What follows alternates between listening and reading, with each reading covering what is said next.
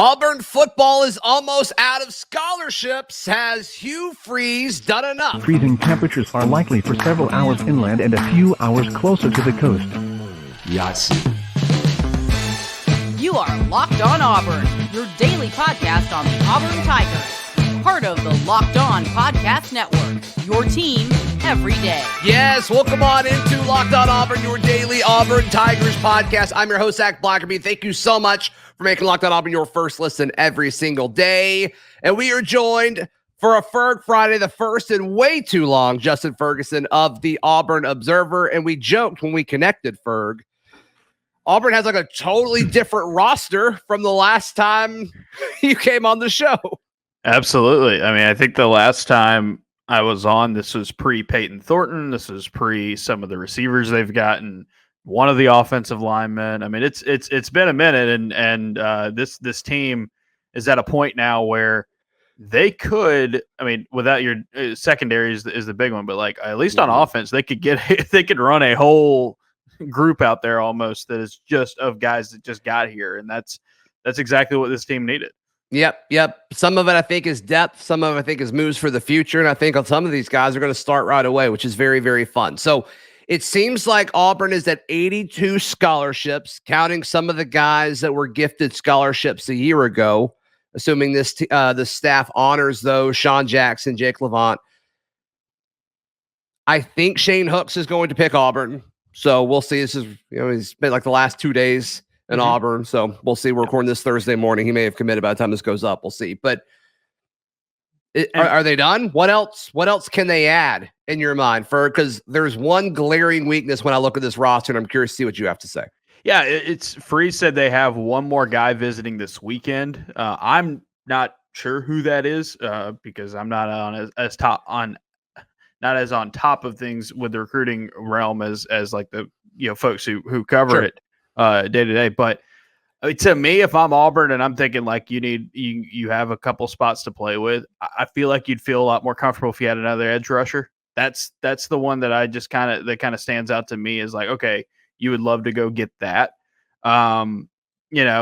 Maybe another safety or a defensive back, because they've talked about some of those guys, because I think you would love to have another kind of bridge piece between this like really experienced, really veteran secondary and then what you've got coming behind it, and just feeling good about your depth there. So they got a couple spots to play with right now. But yeah, I mean, edge rusher kind of feels like something that I would say, if you're going out and getting 3 receivers, in this portal window, I feel like you could definitely go get 2 edge rushers.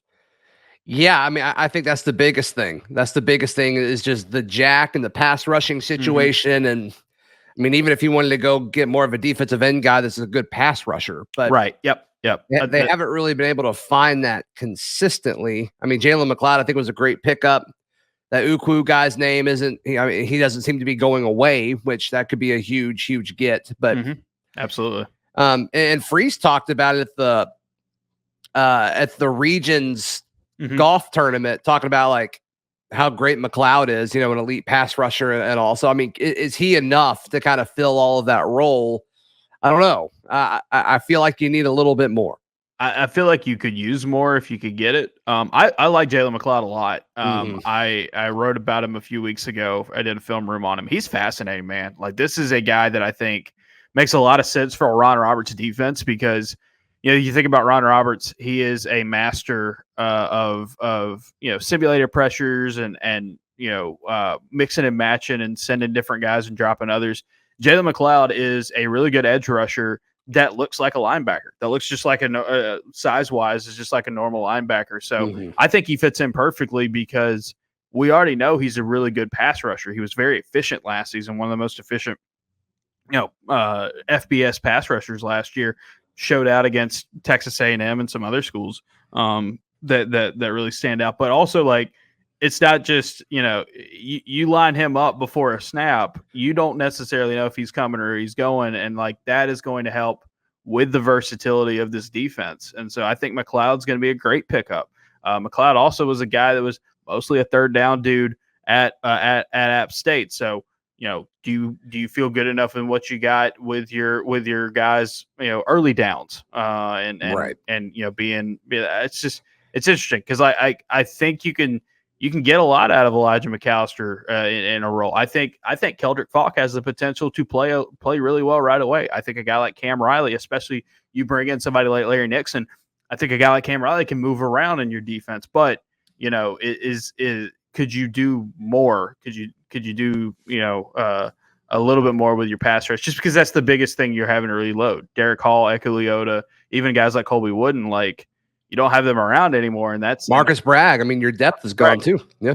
It's and you've got your defensive linemen that you have coming back.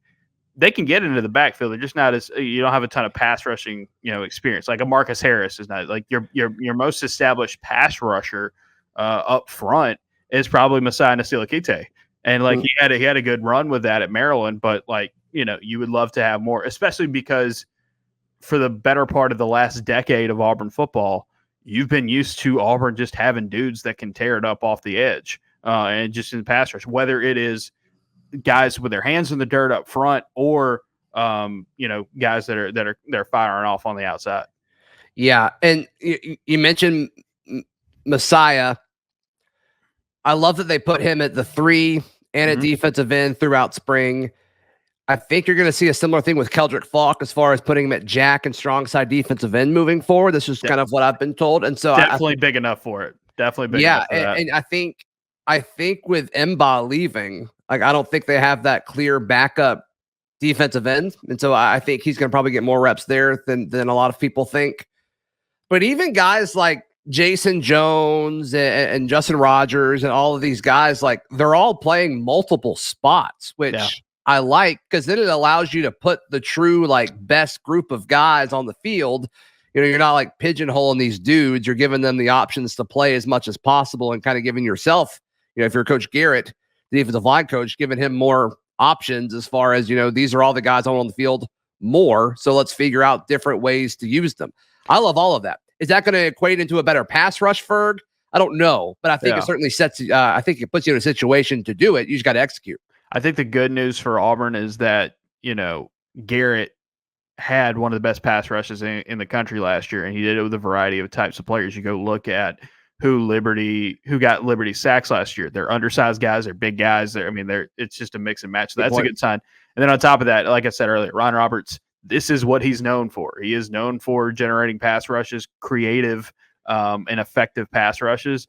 And so that's why I said, like when Jalen McLeod signed with Auburn, he's like the perfect fit for this defense. And, Auburn's defense right now is not what it wants to be long term. We know that like they're reloading through the transfer portal. They're getting a lot of these group of 5 guys or some of these smaller end Power 5 guys to have a competitive team in year one. This defense has not arrived yet, and they've got a long way to go to be where they want it to be. But I will make the point that I think that for this particular roster and this particular defense, Ron Roberts is one of the best defensive coordinators you can have because he has a history of doing more with less and just having to get creative. So if you don't have a ton of natural pass rushers on your team right now, well, why not have the defensive coordinator that will send everybody and anybody to get after the quarterback and do it in creative ways? How many natural pass rushers are on this team right now? A couple, maybe. Can we count Keldrick yet? Exactly. Like, is Keldrick that guy? I think he's got every tool in the world to be that guy. But again, he was playing high school football last year, and he was playing a lower level of competition last year at Highland Home. Now, what's impressive, and it's like it reminds me a lot of Mon Adams, to be a guy who is a 5-star by Rivals or a high 4-star by everybody else, top 100 player, top 75 player in a lot of cases, and come from that level of competition. That means you're doing something crazy good, and you're showing out in these kind of combines and stuff. Mon Adams is the same thing. Mon Adams was a 5-star, top 10 player in the country. If you've ever been to where Mon Adams is from, it is one of the tiniest places in Georgia. And you have to really, really stand out. It ain't like you're playing 7A ball at these places and you're going up against really, really good competition every week and you're having that opportunity. You're having to dominate at your level and then having to go to these places and show off as well. So I think it's a good time for Keldrick Falk. And I think it's a good time for his adaptability, because the dude who enrolled early this year, he looked like he belonged. And day one, just a few months earlier, he was playing 2A, 3A football. Like that says a lot about him. Yeah, there's no doubt. Did Hugh Freeze do enough this offseason to complete the roster? Let's discuss in just a moment right here on Locked On Auburn. Today's show brought to you by our new friends at Bird Dogs. Ferg, when I hopped on, you're probably like, man, Zach, you look more handsome than normal. And I'll say it. You're right. You're right. Because I'm sporting some Bird Dogs. You can't see them, but just the confidence that I exude when I wear Bird Dog shorts.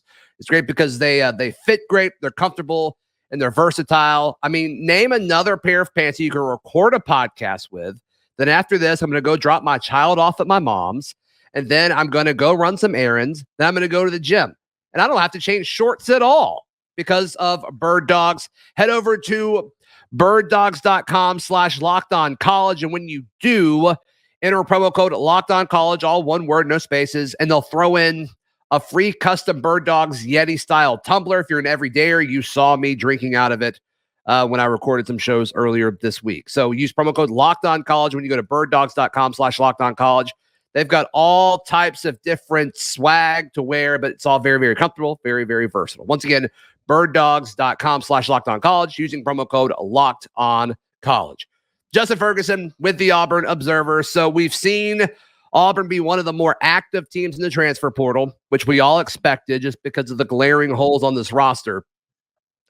Did Hugh Freeze do enough? And we saw him address several positions of needs. We talked about pass rusher to some extent. We both feel like maybe there's a chance that more of that's coming. Offensive line was obvious. He did that. Wide receiver was obvious. He's got a lot of talented dudes. We'll see if it works out or not. Did he do enough in your mind, Ferg? I think he did enough to make Auburn a competitive team in 2023, which was the goal.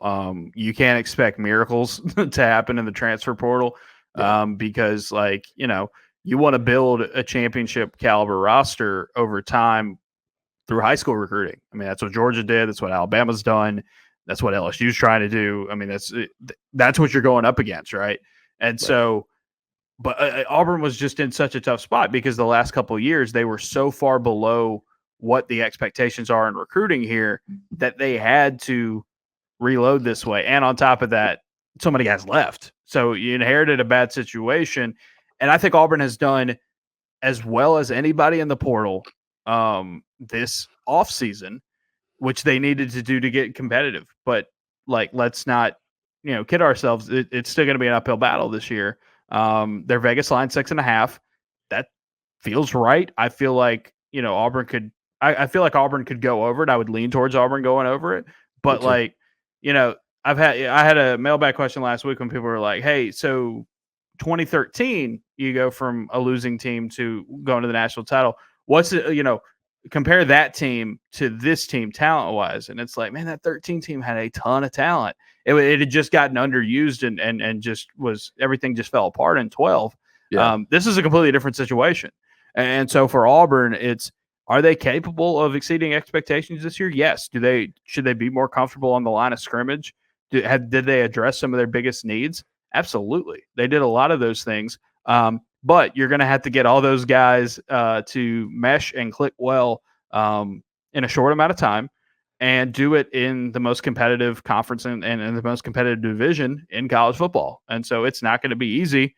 But, this is definitely a huge win this offseason for Auburn, and we'll see how far it takes them. But one of the main reasons why Auburn hired Hugh Freeze, what appealed to the people who were making this decision was they knew he was capable of this. Maybe didn't know that they were capable of building an entire offensive line through the transfer portal because nobody had done that before. But they thought he would be able to recruit like this right away. And with the portal being what it is, the instant impact recruiting is what they needed. And so, I think he's done enough to make this team competitive this year. But he said it himself. The ultimate test of how successful the Hugh Freeze tenure is going to be at Auburn is going to be how they do in the 2024 and 2025 recruiting classes. And so, I mean, that's what's going to give you staying power. This right now is just making sure you can put a competitive team out there to get more people interested in what you're selling.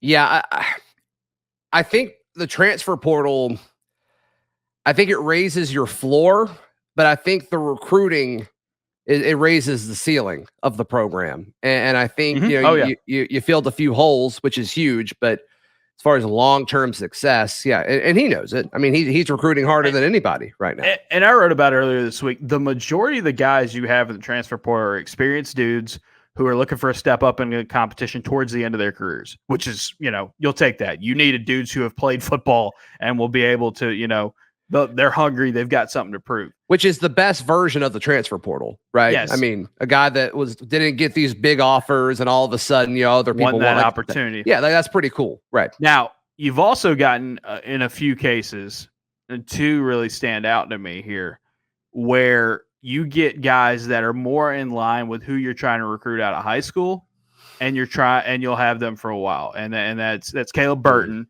and Demario Tolan. Like those guys, you want more Caleb Burton and Demario Tolans moving forward, but you want to get them out of high school as well. And obviously, it was just a year for both of them. It's you might as well be getting them out of high school. But those are like the big swings you make, and you're allowed to take those big swings and take those. And I'm not saying reaches because they're very talented players, but they're not proven yet at the college level. But man, if they can click, it looks really, really good.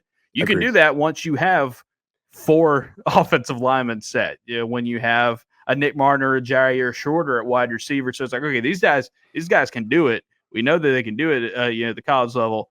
All right, but if this guy can click as well, if Caleb Burton can be who he's capable of being, then that really raises your ceiling. So yeah, you're right. The majority of Auburn's transfers are floor stabilizers. You got a couple of ceiling raisers, and what you do in high school recruiting is going to ultimately determine how high that ceiling goes. Yeah, and a lot of these guys, like you said, you're swinging for the fences with. You mentioned Jyairr Shorter is one. If his health seems to be a question, if he can stay healthy, I mean, he could pop off, right? Yeah. Who do you think having a touchdown nearly half of your catches last year is pretty? It's ridiculous. It's like 46, 48%, something like that. Yeah, that's wild. I'll take that. If he keeps that ratio, that'd be incredible. Most of these guys though are like G5 dudes, leveling up, their playing experience. Who do you think of all the transfers is the most sure thing that he's brought in? Oh, wow. That's a great question. While you're thinking, I think it's Avery Jones at center. Yeah, Avery Jones was the first one that popped into my head as well, just because he was so highly touted coming out of ECU as like, this is one of the best centers in the country. He grades out super well. And Auburn, also the fact that Auburn moved heaven and earth to try to flip him when he was like literally on his way to Illinois is a good sign. I think that. And then, you always want to say this with an asterisk because it's a quarterback, but I mean, Payton Thorne led a team to a New Year's Six bowl and is really, really good with a great running game next to him. So, I mean, that's the other one that you can see. It's like, oh wow, that could really, really, and that's what you want with your quarterback, right? If you're going to bring in a quarterback, you need to bring in somebody you feel like is going to, make you better immediately, and he's that guy. But yeah, those first three offensive linemen that they got in are all like they're proven. They're proven at this point, and I think Jones is the one as the guy that had other big time. Interest from Power 5 schools. That's the one you want to keep an eye on. All right, you mentioned Payton Thorne, and I think he's closer to a sure thing than a lot of people want to give him credit for. But let's discuss: is there a quarterback competition coming? We discuss that in just a moment, right here on Locked On Auburn. I want to encourage you to join the Locked On Auburn Discord. It is free. All you have to do is click the link in the episode description down below. As always, quarterbacks are very polarizing, especially with the Auburn fan base, because we just want to be upset and highly opinionated about everything, which is great, which is why this is all so fun. But I think Payton Thorne, I don't think he's guaranteed the starting job, but I think he's got like a 95% chance of winning the starting job. I mean, I think something really, really dramatic would have to happen for Robbie Ashford to get the first snap of the season in 2023. I think you're in a scenario where you may see multiple quarterbacks at the beginning of the year. That's something Freeze has done in the past when he's had a quarterback competition with a transfer. The transfer ultimately won out in Chad Kelly. But he came in for a reason. And, it's one of those things where it's like, if you are capable of being like, if Payton Thorne is capable of being what Payton Thorne's been in his first 2 seasons of his college career, he's Auburn's best option at quarterback because of the way he can throw the ball. And just for this offense to operate the way this offense wants to do, stretching the field vertically and horizontally with the passing game, you need to have that kind of passing element. Now, am I saying that Robbie Ashford is incapable of becoming a good passer? Absolutely not. I mean, he played through injuries last year. He was in a system that didn't fit him. He could definitely do it. But, when you bring in a transfer, if you go through that and you bring in a transfer, and not just a transfer, a guy who had started a couple of years, and Michigan State wasn't necessarily like, say, oh, goodbye, we'll miss. Like, they wanted him to stay. Like, State wanted him to hang around there for sure. They tried a little bit of revisionist history on that one. Sure, and every fan base who loses a player is going to be like, that guy's not actually any good. No, I think Payton Thorne. I mean, you hear Hugh Freeze talk Wednesday night about his leadership, the fact he was a 2-time team captain at Michigan State. They think he's the guy that can come in and give Auburn a lot of what it's been missing at the quarterback spot and on offense. And I think with the running game Auburn is capable of having this year, he fits really, really well because in games, I wrote about it a couple weeks ago, in games when Michigan State ran over 150 yards in those games, he averaged like nearly 10 yards an attempt and only lost one game. Like, he was awesome in these last couple of years. So if Auburn can give him what I think that they're capable of giving him, he can really raise the potential of this football team this year, 100%. So he's going to be the favorite. He's going to be the clear favorite. Now, I think Robbie Ashford has kept a really good attitude about this. As one thing that Freeze talked about on Wednesday night about how they've had positive conversations about all this. I think Robbie Ashford, even if he's not starting quarterback, I think you find ways to get that dude on the field just because, man, top 5 running quarterback in college football last year, helped lead Auburn to one of the best rushing performances against a Nick Saban defense ever. You use that. But yeah, you bring in a guy like this for a reason, and you don't leave a situation like you did at Michigan State, where you were the returning starter to necessarily come and sit on the bench. Yeah, I'm with you. So we'll certainly see what that competition looks like, but I'd be shocked if it wasn't Payton Thorne. We both know that playing quarterback isn't just throwing the football and assessing defense. I mean, there's a major leadership aspect and component to all of this. And I've made a big deal about pass catchers on this roster tweeting out and publicly saying to other quarterbacks that have entered the portal, like, hey, come to Auburn. Do you think am I reading too much into that? Or is that like Robbie doesn't have this room. He doesn't have this locker room. I think it's more of a thing that they feel like competition is going to make this team better everywhere, and that's kind of the mindset. But yeah, I mean, I think the story that came out of the spring for Auburn football was where they were not where they wanted to be in the passing game, and quarterback is obviously a huge component of that. So yeah, I mean, with guys publicly recruiting dudes to come play at quarterback, I don't think it's a situation of like, Robbie Ashford doesn't have the supportive teams or anything like. I think it's more of like, hey, we got to get better, and dude, you can make us better. Whether it is you're going to start or you're going to push the guys who are already here, like Robbie Ashford, like Holden Gariner, to make us better. And so I think Payton Thorne is definitely going to do that. Yep, I'm with you. Ferg, how can people check out everything you've got going on, buddy? AuburnObserver.com. It's $6 a month or $60 a year. Got a ton of stuff right now. We got the football and basketball roster trackers. Had film room this week on Caleb Burton. Mailbags out today. I had a lot of stuff from Bruce Pearl and John Cohen and Hugh Freeze from the Ambush Tour, so you can check all that out. Big notebook from those guys. And we've got a ton of stuff going on right now with all of our podcasts and all of our newsletters. AuburnObserver.com. Sign up. Check it out. We email everything to you as soon as it drops, about 6 a.m. Central Time most weekday mornings. Yep. Worth every penny, folks. AuburnObserver.com. You can follow me on socials at Blackerby and find all my written work at auburndaily.com. We will see you on Monday. This has been Locked On Auburn.